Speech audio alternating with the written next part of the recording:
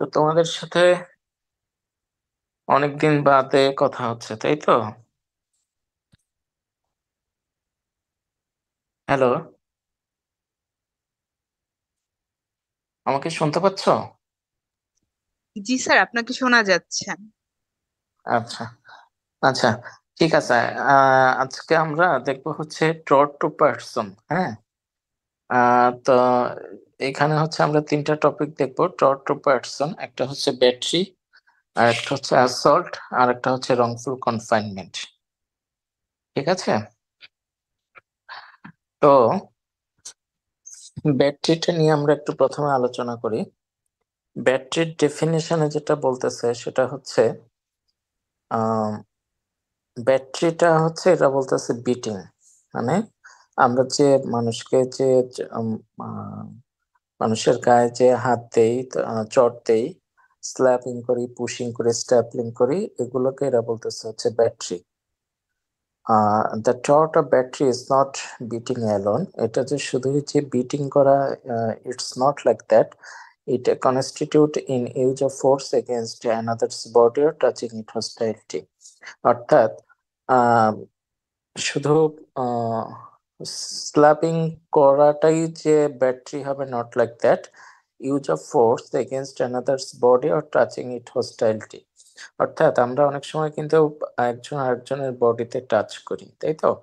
এই যে একজন আরেকজনের বডিতে যে টাচ করি, এটার যে intention, whether the intention of touching another's body is hostility, it amounts to battery.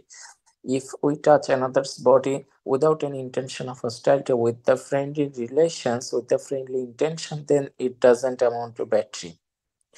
So batteryর মিনিংটা হচ্ছে যে beating, but it doesn't mean only beating alone, it's battery. So whenever you use the force with the intention of hostility, then it also amount to battery. আম, তো এই বিষয়টা একটু মাথায় রাখবা যে ব্যাটারির মানে শুধু বিটিং না, ব্যাটারির বিটিং ছাড়াও ইউজ অফ ফোর্সটাও এখানে ব্যাটারি হবে। আচ্ছা, various ways of committing battery, এটা আমি একটু আগেই তোমাদেরকে বললাম যে slapping, pushing, stapling or by throwing something on him. অনেক সময় যেটা হতে পারে যে তুমি সরাসরি একজন আরেকজনের বডিতে তুমি হিট করছো না, একজন আরেকজনের বডিতে টাচ করছো না। টাচ না করলে, থ্রো যে করলা, এখন সে একটা ডিফেন্স নিতে পারে যে there is no touch, bodily touch. যেহেতু বডিলি টাচ হয় নাই, আর ব্যাটারিতে বলা আছে যে বডিলি টাচ হতে হবে, তাহলে এটা ব্যাটারি না। কিন্তু এই যে তুমি যে থ্রো করলা, যে কোনো একটা অবজেক্ট তুমি থ্রো করলা, সে ব্যথা পেলো, এবং এই যে থ্রোর পেছনে যদি তোমার ইন্টেনশন থাকে হোস্টাইলিটি, তখন এই throwing to another's person with any object, it amounts to battery. আবার এমনও হতে পারে যে তুমি আরেকজনের পেছনে তুমি কাউকে বাইট করার জন্য কারোর রুমে তুমি সাপ ছেড়ে দিলা, অথবা এমন হতে পারে যে কাউকে তুমি আহ কোনো রিভেঞ্জ নেওয়ার জন্য কোনো একটা কুকুর তুমি ছেড়ে দিলা, কুকুরকে তার পেছনে তুমি লেলিয়ে দিলে। এই যে ব্যাপারটা, সাপ ছেড়ে দেওয়া, কুকুরকে লেলিয়ে দেওয়া, তুমি নিজে কিন্তু বডিলি টাচ করছো না, বাট ইনডিরেক্টলি তুমি বডিলি টাচ করছো, অর্থাৎ কোনো একটা মাধ্যম দিয়ে। এক্ষেত্রেও ব্যাটারি হতে পারে। ঠিক আছে, এই বিষয়টা মাথায় রাখবা। এগুলো বইতে সুন্দর করে বলা আছে। তা আমি বলতেছি, এরপর বইটা পড়লে তোমাদের জন্য সহজ হবে। Indirect harm is not battery. যদিও এখানে বলতেছে indirect harm is not battery, but এই এক্সাম্পল গুলো কিন্তু সবগুলোই কিন্তু ইনডিরেক্ট হার্ম। সো এই জায়গা থেকে এটা ব্যাটারি হবে। আচ্ছা, পয়জনিং। এই যে আমরা যে পয়জনিং করি, অর্থাৎ কাউকে বিষ খাইয়ে হত্যা করি, তার গায়ে তো আমরা সরাসরি টাচ করি না, তাহলে এটা ব্যাটারি হবে কিনা? এখানে বলতেছে ah poisoning would amount to battery. আহ এটা নিয়ে একটু ডাউট আছে, but it should be battery, it should be undoubtedly battery, এখানে স্পষ্ট বলা আছে। Because it is directly administrate, এটা ডিরেক্টলি অ্যাডমিনিস্ট্রেট করা হচ্ছে, অর্থাৎ পয়জনিংটা ডিরেক্টলি অ্যাডমিনিস্ট্রেট হচ্ছে কিনা। আমি তো একটা ইন্টেনশন নিয়ে আসলে পয়জনটা মিক্স করতেছি কোন একটা খাবারের সাথে, এবং এমন ভাবে মিক্স করতেছি with a very intention, with a very subjective intention, যে আমি কাউকে হত্যা করতে চাচ্ছি, হত্যার উদ্দেশ্যে আমি পয়জনটা কোনো খাবারের সাথে বা কোনো পানির সাথে আমি মিশে এমন ভাবে রাখছি যাতে করে যে ব্যক্তিটাকে টার্গেট করছি সেই এটা খাওয়ার সম্ভাবনাটা বেশি। তা না হলে এটা যদি অন্য কেউ খেয়ে ফেলে তাহলে তো আমার উদ্দেশ্যটা সফল হবে না। সো সেই উদ্দেশ্যটা সফল করার জন্যই কিন্তু আমি পয়জনিং এর আর যে অভিপ্রায় সে অভিপ্রায়টা কিন্তু নেই। সো পয়জনিংটা ব্যাটারি হবে কিনা, এখানে বলতেছে poisoning amounts to be battery. ঠিক আছে, ওকে। এখন আসা যেতে পারে ইনফ্লিকশন অফ লাইট হিট। কাউকে তুমি কষ্ট দেওয়ার জন্য কোন একটা রুমের মধ্যে আটকিয়ে রাখলে এবং সেই রুমের মধ্যে 1600-1800 পাওয়ারের বাল্ব তুমি জ্বালিয়ে রাখলে। যখন তুমি একটা রুমের মধ্যে একজন মানুষকে, ছোট্ট একটা রুমের মধ্যে অনেক হাই পাওয়ারের, হাই টেম্পারেচারের তুমি যখন ইলেকট্রিসিটি বা লাইট সেখানে ইনফ্লিক্ট করবে, এই লাইটটা দেখো, এখানে তুমি কিন্তু সরাসরি তাকে হিট করছো না। এবং তুমি এটাও বলতে পারো যে তার তো ওখানে বেঁচে থাকার জন্য লাইটের প্রয়োজন আছে, তাই আমরা লাইট জ্বালিয়ে রেখেছি। বাট তুমি এমন লাইট জ্বালিয়ে রাখছো that is very much excessive in nature. যখন এই excessive in nature light you inflicted to some ones, then it also amount to battery. বুঝতে কি পেরেছো? ওকে। ইন্টেনশন, এই ইন্টেনশনটা খুবই ইম্পর্টেন্ট ব্যাটারির ক্ষেত্রে। ইন্টেনশনটা কেন ইম্পর্টেন্ট? ইন্টেনশনটা এ কারণেই ইম্পর্টেন্ট, আমি তোমাদেরকে যতগুলো এক্সাম্পল দিলাম, দেখো প্রত্যেকটা এক্সাম্পল কিন্তু দুভাবেই কিন্তু হতে পারে। ভালো ক্ষেত্রেও হতে পারে, খারাপের খারাপের উদ্দেশ্যও হতে পারে। যেমন তোমরা বন্ধুরা একজন আর একজনের বডি টাচ প্রায় করে থাকো। এই যে বডি টাচ করে থাকো, এখন কেউ তো বলতেই পারে "এই তুমি ব্যাটারি করলে কেন?" কিন্তু সেটা কি সচরাচর হয়ে থাকে?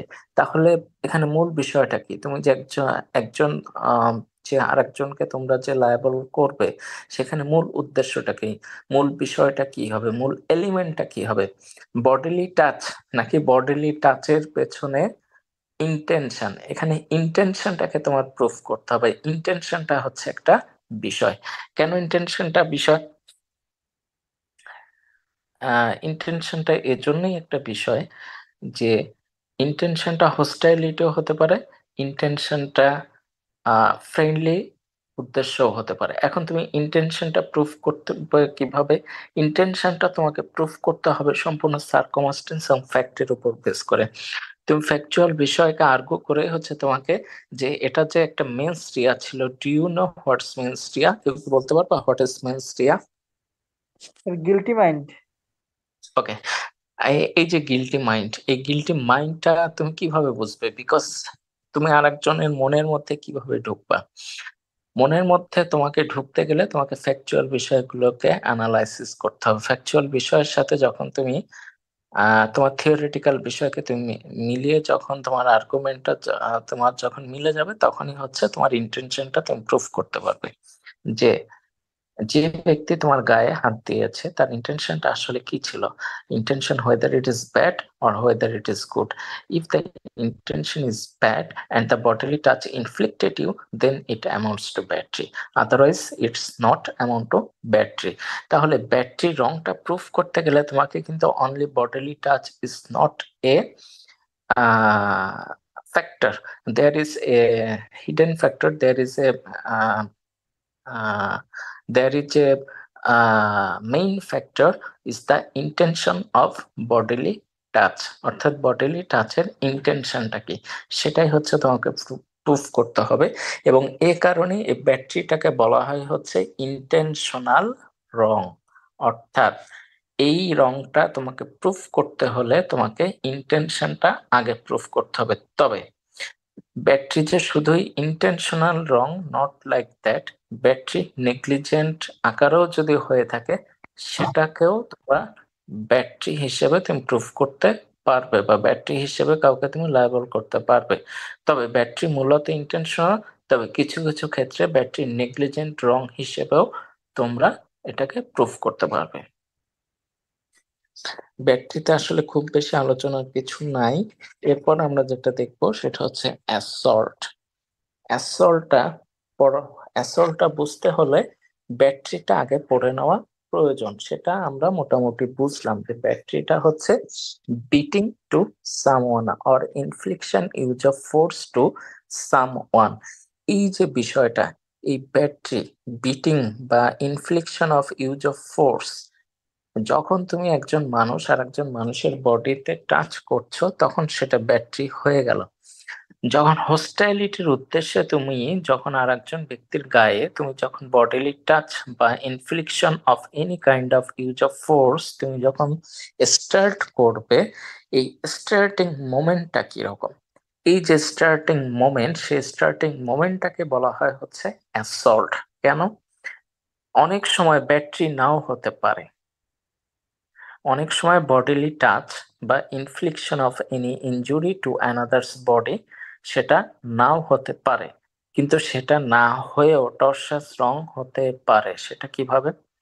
অর্থাৎ তুমি একজন মানুষকে মারতে চাচ্ছ, মনে করো আহ ছুরি বের করেছো, ছুরি দিয়ে তুমি আরেকজনকে তুমি হত্যা করতে চাচ্ছ, হত্যা করার উদ্দেশ্যে ছুরিটা বের করেছো, ছুরিটা বের করে তার দিকে তুমি এগিয়ে গেলে, তোমার তার দিকে কিন্তু ছুরিটা নিয়ে আগাতে হবে এবং ছুরিটা তার বডিতে টাচ করতে হবে। যখনই তুমি ছুরিটা তার বডিতে টাচ করবে তখনই কিন্তু সেটা হয়ে যাচ্ছে ব্যাটারি। কিন্তু টাচ করার আগ মুহূর্ত পর্যন্ত তুমি যদি ছুরিটা নিয়ে অ্যাঙ্গার মুড নিয়ে তুমি যদি তার দিকে তেড়ে যাও, কিন্তু শেষ মুহূর্তে তুমি ছুরিটা তার গায়ে বা তার শরীরের কোনো স্থানেই তুমি ছুরিটা টাচ করলে না, কিন্তু ছুরিটা নিয়ে তুমি তার দিকে তেড়ে গেলে, সে ভয় পাবে কি পাবে না? অবশ্যই সে ভয় পাবে। এবং সে কিসের ভয় পাবে? সে কিন্তু মৃত্যুর ভয় পাবে। এই যে মৃত্যুর ভয়, অর্থাৎ ইনফ্লিকশন অফ বডিলি ইনজুরির পূর্ব যে মুহূর্তটা, অর্থাৎ apprehension of infliction of bodily injury, এই যে apprehension of infliction of bodily injury, এই অ্যাপ্রিহেনশনটাই হচ্ছে অ্যাসল্ট। অর্থাৎ ব্যাটারি ঘটানোর পূর্ব মুহূর্তের যে ভীতিকর অবস্থা, আশঙ্কা তৈরি হয়, সেই আশঙ্কাটাই হচ্ছে অ্যাসল্ট। অর্থাৎ ব্যাটারি করার প্রথম যে এলিমেন্ট, সেই এলিমেন্টটা তুমি যদি ফুলফিল করে ফেলো সেটাকে আমরা বলবো হচ্ছে assault. Okay, essential element of assault, there must be a positive act, অর্থাৎ সেখানে একটা পজিটিভ অ্যাক্ট হতে হবে। What is positive act? অর্থাৎ যে কোনো কিছু নিয়ে তোমাকে কিন্তু আরেকজনের উপরে ভয় ভীতি দেখানোর মতন একটা পজিটিভ অ্যাক্ট হতে হবে। যেমন হতে পারে তোমরা দুজন পাশাপাশি চেয়ারে বসে আছো, এখন কথা তর্ক চলছে, তর্ক চলছে, তর্ক চলতে চলতে একজন আরেকজনের কে ভয় দেখানোর জন্য চেয়ার চেয়ার নিয়ে কিন্তু তোমরা একজন আরেকজনকে ভয় দেখাতে পারো। এই যে চেয়ার নিয়ে যে একজন আরেকজনকে ভয় দেখাচ্ছ, যে তুমি আহ যদি এটা না করো তাহলে এই চেয়ার দিয়ে তোমাকে আমি পিটাবো। এই যে চেয়ারটা যে তুমি তুললে, চেয়ারটা তার দিকে তুমি মারতে গেলে, এই যে ভীতিকর অবস্থাটা, সে ভয় পাবে না? সে যে ভয়টা পাচ্ছে, সে কিসের ভয় পাচ্ছে? Apprehension of infliction of bodily injury by throwing the chair. তুমি চেয়ারটা কিন্তু থ্রো করোনি, চেয়ারটা এখনো পর্যন্ত থ্রো হয়নি, কিন্তু চেয়ারটা তুমি তুলেছো with intention to infliction of bodily injury throwing this chair. এই যে অ্যাপ্রিহেনশন, এই অ্যাপ্রিহেনশনটা হচ্ছে অ্যাসল্ট, এবং প্রত্যেকটা অ্যাসল্ট করতে গেলে there must be a positive act involving of some bodily movement on the parts of the defendant. অর্থাৎ বডিলি মুভমেন্টটা খুবই জরুরি, ডিফেন্ডেন্টের পার্টসে বডিলি মুভমেন্টটা খুবই জরুরি। If there is no bodily movement, assault proof করাটা খুব টাফ একটা বিষয়। ওকে, তাহলে এখন আমরা কি জানলাম? Essential elements A act, there must be a act on whom, there must be a act on the part of the defendant, and the act must be a positive act, and there must be a bodily injury from defendant। bodily injury যদি না হয় তাহলে আমরা এটাকে assault বলতে পারি না। মেয়ার ওয়ার্ডস, মেয়ার ওয়ার্ডস আসলে অ্যাসল্ট হিসেবে সবসময় প্রুফ করা সম্ভব নয়। যেমন তুমি অনেক দূর থেকে আরেকজনকে তুমি ভয় দেখাচ্ছ, এই তুই এটা কর, তা না হলে তোকে মার দিব, অনেক দূর থেকে। এত দূর থেকে তুমি ভয় দেখাচ্ছ, সেটা কিন্তু রিজনেবল কোনো অ্যাপ্রিহেনশন তৈরি করতে পারে না। ইভেন তুমি ফোনে কাউকে ভয় দেখাতে পারো, এটাও কিন্তু অ্যাসল্ট নাও হতে পারে। কেননা ফোনে তুমি একজনকে ভয় দেখাচ্ছ, তাকে কিন্তু ইমিডিয়েট ভয় দেখাতে হবে, তার কিন্তু একটা ইমিনেন্স থাকতে হবে, সে একটা ভয়ের মধ্যে তাকে পড়তে হবে। ফোনে ভয় দেখালে তুমি বলতে পারো, এই আমি তোকে মারবো। এই যে ফোনে যে তুমি যে বলছো আমি তোকে মারবো, সে কি আসলে ভয় পাচ্ছে? কেননা তাকে তুমি সামনে পাবে, আদৌ পাবে কি পাবে না, কোথায় দেখা হবে, কিভাবে মারবে, অনেক বিষয় এখানে কিন্তু চলে আসছে। সো ফোনে তোমাকে কেউ ভয় দেখাচ্ছে, সেটা অ্যাসল্ট হবে, বিষয়টা তেমন নয়।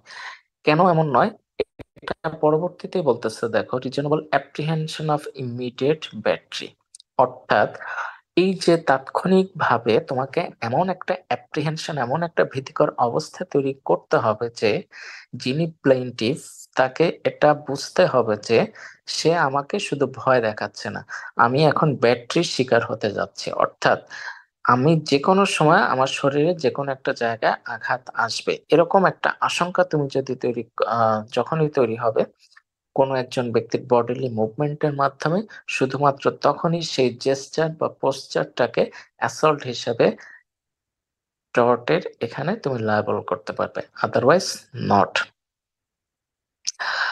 অর্থাৎ রিজনেবল অ্যাপ্রিহেনশন তোমাকে যদি প্রুফ করতে হয়, তোমাকে তাৎক্ষণিক একটা বডিলি মুভমেন্ট তোমাকে দেখাতে হবে।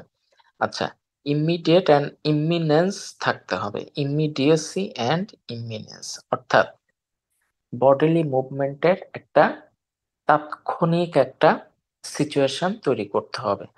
যেমন এখানে একটা এক্সাম্পল দেওয়া আছে যে একজন গ্রাম্য সালিশ, আহ, গ্রামের একটা সালিশ হচ্ছে, সেখানে বলা হচ্ছে যে একজন ব্যক্তি আর একজন ব্যক্তির কাছে টাকা পায়, টাকা ধার নিয়েছিল, সে টাকাটা সে ঠিকভাবে পরিশোধ করতে পারেনি।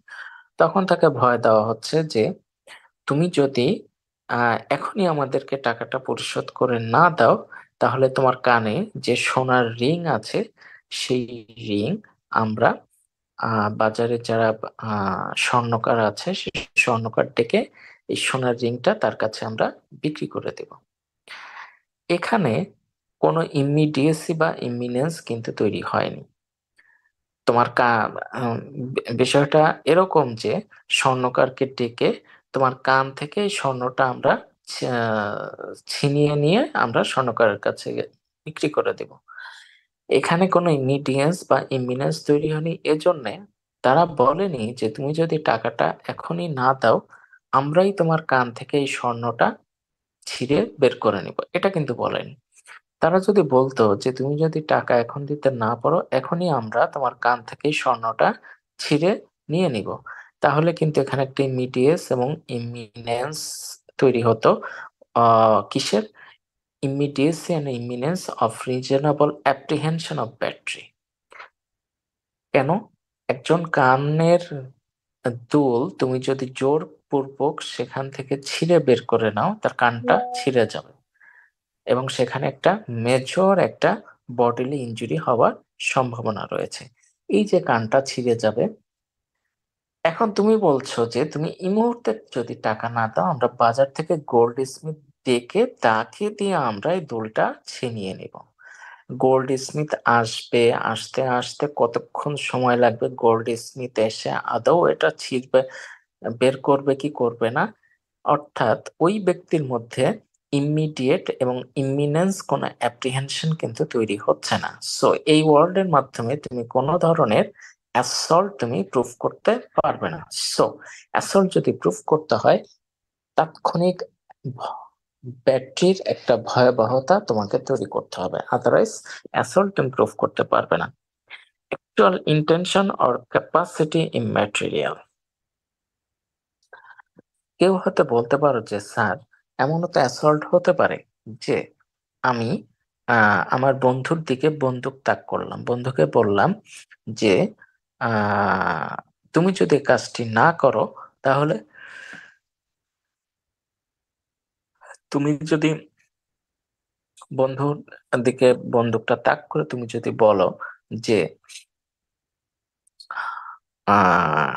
তোমাকে এই কাজটা করতে হবে, আমি তোমার দিকে বন্দুক তাক করে আছি, এই কাজটা করতে হবে, কিন্তু অ্যাকচুয়ালি অ্যাকচুয়ালি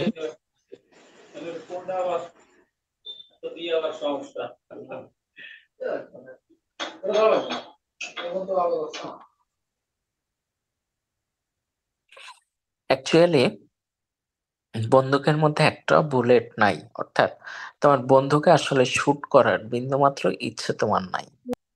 এখন তুমি বলতে পারো যে I had no intention to shoot him, এটা তুমি বলতে পারো, কিন্তু এটা দিয়ে তুমি এখানে পার পাবে না। কেন পার পাবে না? বন্দুকের মধ্যে আদৌ বুলেট আছে কি নাই, এবং বন্দুকটা তুমি আদৌ তুমি শুট করতে কি করতে না, এখানে একদম ইম্যাটেরিয়াল। এখানে বিষয়টা একদম immaterial. The material thing is that তুমি বন্দুকটা তার দিকে তাক করেছো কিনা, এবং দ্বিতীয় যে বিষয়, বন্দুকটা তাক করার প্রেক্ষিতে সে ইমিডিয়েট এবং রিজনেবল কোনো অ্যাপ্রিহেনশন অফ শুটিং এর ভয় পেয়েছে কিনা। এবং ন্যাচারালি এটা ধরেই নেওয়া হয়, তুমি যদি একটা ডেডলি উইপন তুমি যদি কারো দিকে তাক নাও করো, তুমি যদি বেরও করো, সেটা দেখা মাত্রই যে কোনো হিউম্যান বিং কিন্তু সেটা দেখা মাত্রই কিন্তু ভয় পাবে। অর্থাৎ সেক্ষেত্রে তুমি তোমার বন্ধুর দিকে তাক করে আছো, তোমার বন্দুকটা, কিন্তু বন্দুকের মধ্যে একটা বুলেট নাই। অর্থাৎ actual intention is that you you have no desire to shoot him, কিন্তু এখানে এই অ্যাকচুয়াল ইন্টেনশনটা তুমি এভাবে প্রুফ করে তুমি এখান থেকে তুমি মুক্তি পাবে না, যে আমি তো তাকে আসলে শুট করার ইচ্ছাই নাই। কেন তুমি এখানে মুক্তি পাবে না? এই বন্দুকটা ত্যাগ করার প্রেক্ষিতে সে আসলে ভয় পেয়েছে কি পায় নাই। সে ভয় যদি পেয়েই থাকে, তাহলে সে এখানে অ্যাসল্টটা করেছে। আর অ্যাসল্টের মূল কথাই হচ্ছে তার মধ্যে একটা ইন্টিমিডেশন তৈরি হয়েছে কিনা, এবং ইমিডিয়েট ব্যাটারির কোনো একটা অ্যাপ্রিহেনশন তৈরি হয়েছে কিনা। এটা হলে পরেই অ্যাসল্টের জন্য সে লায়াবল হবে। কিন্তু ব্যাটারি কিন্তু ইন্টেনশনাল রং, অ্যাসল্ট কিন্তু ইন্টেনশনাল রং না। সো এই জিনিসটা একটু মাথায় রেখো, what is intention and what is not intention, এটা কিন্তু টর্টে খুব ইম্পর্টেন্ট একটা বিষয়। ওয়ার্ডস নেগেটিভিং দ্য ইন্টেনশন, এই যে বন্দুকের যে বিষয়টা, এটা যদি এরকম হয়, had you been my son I would have killed you, আমরা প্রায় বলি যে তুমি যদি আমার পুত্র হতে আমি তোমাকে এখন শুট করতাম। আমরা প্রায় বলি না যে তুমি যদি আমার বড় না হতে তো আমি এখন তোমাকে চড় মারতাম। তার মানে কি? তার মানে হচ্ছে যে আমি আমার স্টেটমেন্টের মধ্যে একটা নেগেটিভ কথা বলে ফেলেছি। ঠিক আছে, একটা স্টেটমেন্টের মধ্যে একটা নেগেটিভ কথা। আর ব্যাট এই অ্যাসল্টের প্রথমে কিন্তু আমরা পড়ে এসেছি কি act, and there must be a positive act. শোনো, এই জিনিসগুলো কিন্তু খুব সিম্পল, কিন্তু সিম্পল হলেও এগুলো কিন্তু মনে রাখতে হবে। মনে রাখতে হবে এজন্য এই ছোট ছোট বিষয়গুলোই কিন্তু এখানে এলিমেন্টের একটা একটা সহায়ক হিসেবে কাজ করছে, এবং এই ওয়ার্ড ধরে ধরেই কিন্তু তোমাকে এলিমেন্ট গুলো অ্যানালাইসিস করতে হবে। সিম্পল কোশ্চেন আসতেই পারে, কিন্তু তুমি ওয়ার্ড গুলো সম্পর্কে তোমার কোনো আইডিয়া নেই, তুমি কিচ্ছু লিখতে পারবে না।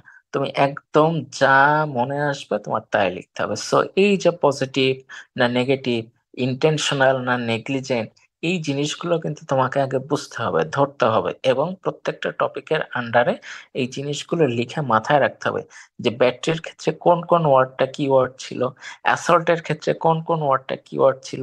এগুলো যদি ধরতে পারো, যে কোনো প্রশ্ন যেভাবে আসুক না কেন তুমি লিখতে পারবে। আর এগুলো যদি তুমি ধরতে না পারো, তাহলে কিন্তু তোমার পক্ষে পরীক্ষার খাতায় লেখা কিন্তু খুব টাফ হয়ে যাবে। তাহলে ব্যাটারির ক্ষেত্রে আমরা কি দেখতেছি, there must be positive act, কিন্তু তুমি এমন একটা কথা বলতেছো, your word itself a negative word। দেখো তুমি বলতেছো had you been my son I would have killed you, that is to say he is not your son and you are not going to kill him। অর্থাৎ তোমার স্টেটমেন্টটা কিন্তু একটা negative statement. As your statement is negative, so there is no positive act on the part of the defendant, so it is not assault. বুঝতে কি পেরেছো?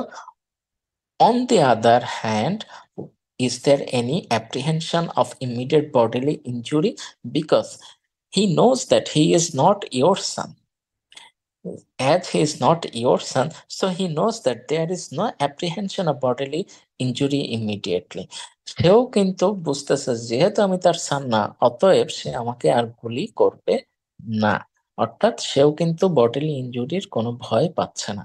অর্থাৎ immediate and ইমিনেন্স একটা বডিলি ইনজুরির ভয় তোমাকে ক্রিয়েট করতে হবে। বুঝতে কি পেরেছো? এবং there must be positive act to inflict the bodily injury. আচ্ছা, এখন আমরা আরেকটা বিষয় দেখবো, এটা হচ্ছে রংফুল কনফাইনমেন্ট। রংফুল কনফাইনমেন্ট আর ফলস ইমপ্রিজনমেন্ট মোটামুটি কাছাকাছি।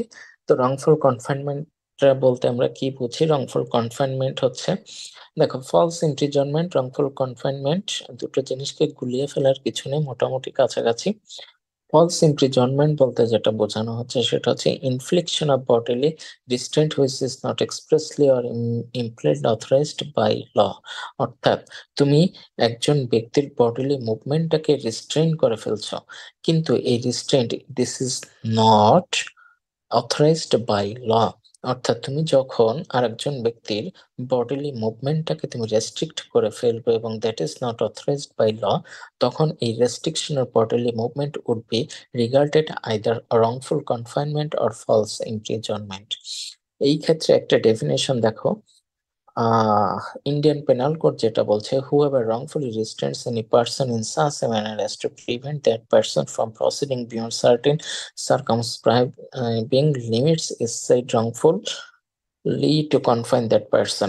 Considering this various definition, wrongful confinement may be defined as a total restraint on a person's liberty of movement for howsoever short a time without a lawful justification. That is to say, যখন তুমি কোনো ব্যক্তির movement of লিবার্টির উপরে তুমি যখন একটা সীমাবদ্ধতা তৈরি করছো এবং এই রেস্ট্রিকশন এবং এই যে liberty of movement that has been done by you without any lawful justification, এই কথাটা কিন্তু তোমাকে রাখতেই হবে। Without any lawful justification whenever you restrict a bodily movement of another persons, then this bodily movement restriction would be regarded as wrongful confinement. Otherwise it would be either imprisonment or confinement if it is justified by law. If it is not justified by law, then this imprisonment or confinement would be regarded as false or wrongful. অর্থাৎ যে কোনো imprisonment অথবা confinement তুমি যদি proof করতে চাও, তাহলে পরে এই কনফাইনমেন্টটা প্রথমত তোমাকে প্রুফ করতে হবে whether there is any restriction upon his movement। প্রথম কথা হচ্ছে রেস্ট্রিকশন আপন হিজ মুভমেন্ট, এটা প্রুফ করতে হবে। সেকেন্ড যে বিষয় তোমাকে প্রুফ করতে হবে সেটা হচ্ছে whether the restriction upon his movement this is expected by law or this unauthorized by law. If you prove that this is unauthorized by law, then this wrongful confinement or bodily then this restrainment of his bodily movement would be regarded as wrongful confinement. এই ক্ষেত্রে তোমাকে যে element গুলো আসবে সেটা হচ্ছে there must be a confinement, that is to say your bodily movement would be restrained. Confinement must be such as to impose a total restraint on the freedom of movement, and there should be no lawful justification. Modes of confinement by means of physical barriers. তুমি যখন একজন ব্যক্তিকে আরেকজন confinement may be by means of physical barriers such as locking of the doors of the person in which another person is, or by laying hold upon that person or digging of a pit. এটা খুব সহজ একটা বিষয়। কোনো ব্যক্তিকে ঘরের মধ্যে তুমি আটকিয়ে রাখলে, by threat of force, তুমি ইউজ অফ ফোর্স এর মাধ্যমে একজন ব্যক্তির বডিলি মুভমেন্টটাকে তুমি রেস্ট্রিক্ট করতে পারো। অর্থাৎ তুমি কারো দিকে বন্দুক তাক করে বললে if you step forward then I will shoot you, এটাই যখন তুমি করবে সে কিন্তু আর এক পাও কিন্তু আগাবে না। অর্থাৎ তার কিন্তু বডিলি মুভমেন্টটা তুমি রেস্ট্রিক্ট করে দিলে, এবং এই বডিলি মুভমেন্টটা তুমি যখন রেস্ট্রিক্ট করে দিচ্ছ তখনই কিন্তু এটা কনফাইনমেন্ট হয়ে যাচ্ছে।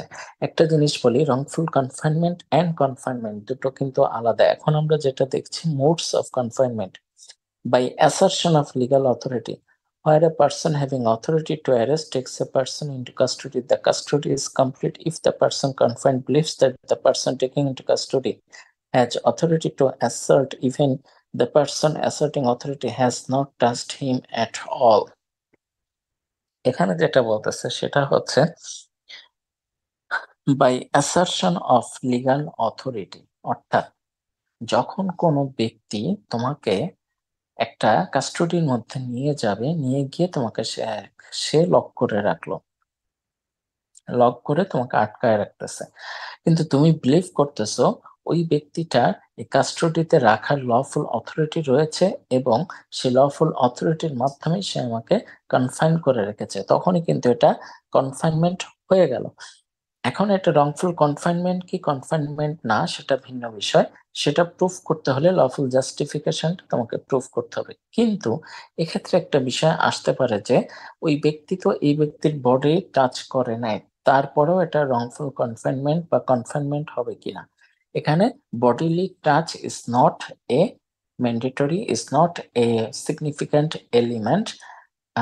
এটা বডিলি টাচ না করেও এখানে রংফুল কনফাইনমেন্ট হতে পারে। যেমন বন্দুক তাক করে যেটা বললাম যে if you step forward then I will kill you, এখানেও কিন্তু বডিলি টাচ হচ্ছে না, কিন্তু তারপরেও কিন্তু এটা কনফাইনমেন্ট হতে পারে।